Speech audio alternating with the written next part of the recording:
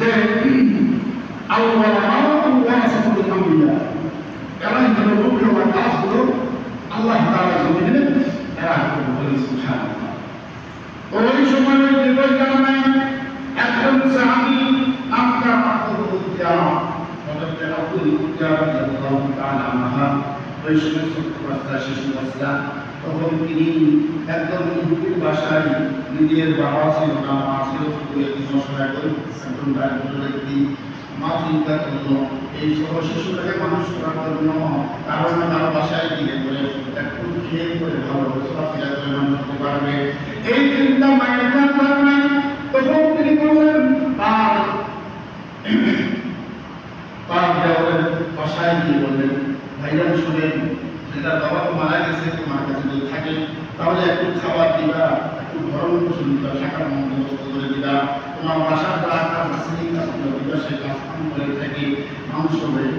তাকে বললেন ঠিক আছে তাই হলো।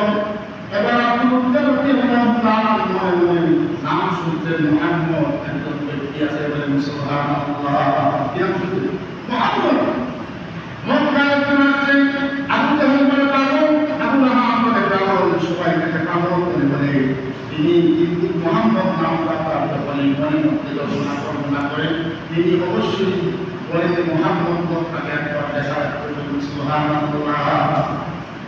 আমাদের বাংলাদেশের যদি একটা জিনিস ওই জায়গায় বাংলাদেশে করা হয় মানুষ বেশি করে কিছুদিন আগে হাসিনানগরে যাত্রা আপনাদের বের করি ওখানে তো ভালো কাজ হয় তার যাত্রা মতো কিছু কাজের ওখানে গেছে।